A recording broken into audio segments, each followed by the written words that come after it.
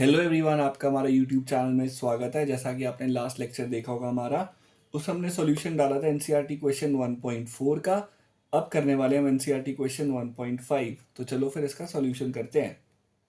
Question कहता है calculate the mass of sodium acetate CH3COONA। Element देख लो कौन कौन से, कार्बन, हाइड्रोजन के 3, कार्बन एक और, 2 ऑक्सीजन, एक हो गया सोडियम।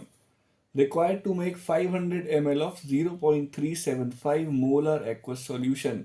तो भाई जब भी आपको ये मोलर एक्वस सॉल्यूशन दिखाई दे ना टर्म, इसका मतलब होता है मोलारिटी। मोलर मास दे दिया है सोडियम एसिटेट का 82.0245 ग्राम पर मोल।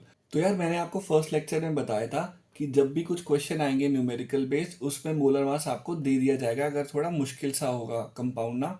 तो जैसे इन्होंने दे दिया, बट फिर भी हम खुद कैलकुलेट करने की कोशिश करेंगे क्या इसके लगभग आता है। हाँ, इसके अप्रॉक्स इतना ही वैल्यू आएगी, पर फिर भी कैलकुलेट करेंगे। चलो फिर सॉल्यूशन करते हैं इसका। क्वेश्चन तो पढ़ लिया हमने, मोलर एक्वस सॉल्यूशन मतलब मोलारिटी से कुछ रिलेटेड है। तो भाई पहले क्या करता हूँ, मोलारिटी का मैं फॉर्मूला लिख देता हूँ। मोलारिटी का फॉर्मूला क्या होता है, number of moles of solute divided by volume of solution in litres.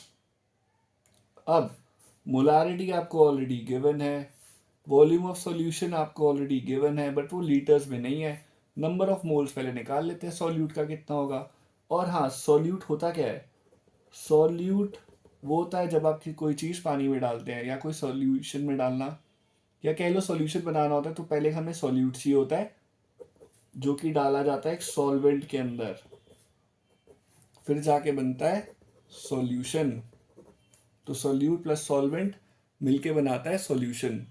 ठीक है, तो मोलारिटी का फॉर्मूला डालते हैं, उसमें डाल दी मैंने वैल्यूज,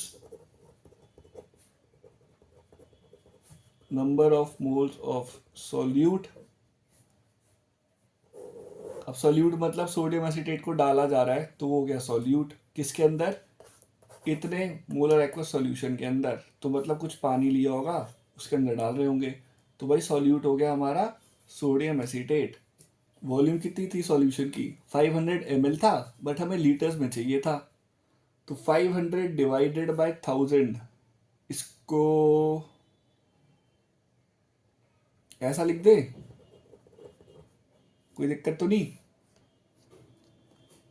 तो भाई अब नंबर ऑफ मोल्स निकाल लेते हैं फिर सॉल्यूट के। सॉल्यूट माने हमारा CH3COONA जो कि है sodium acetate. Number of moles कितने आएंगे सॉल्यूट के, 0.375 इंटू 0.500।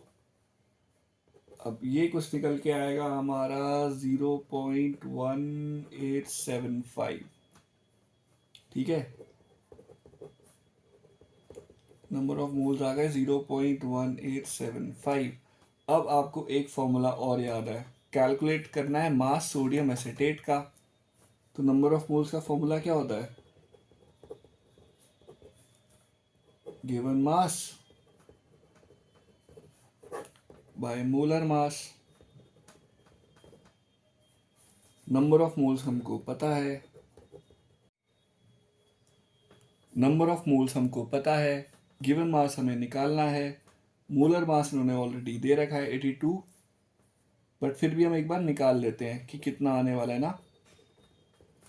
अगर मैं कैलकुलेट करूं इस फॉर्मूले से, CH3COONA, कार्बन का एक कितना हुआ 12, हाइड्रोजन का मास होता है 1 इंटू 3 हो गया, कार्बन का फिर 12 प्लस ऑक्सीजन का एक का होता है 16, यहाँ पे 2 है, 16 इंटू 2 कितना हुआ 32, प्लस सोडियम का कितना हुआ 23। तो ये 82 आता है आंसर इसका। तो 0.1875 गिवन मास बाय 82। तो गिवन मास कितना हुआ, 82 इंटू 0.1875, जो कि आता है आंसर 15.38 ग्राम्स। तो भाई ये इसका सॉल्यूशन है। अगली वीडियो में मिलते हैं अगले क्वेश्चन के सॉल्यूशन के साथ। अगर चैनल पर नए आए तो चैनल को सब्सक्राइब कर देना। अगर कोई ओपिनियन है तो कमेंट सेक्शन में ज़रूर बताना। तब तक के लिए बाय।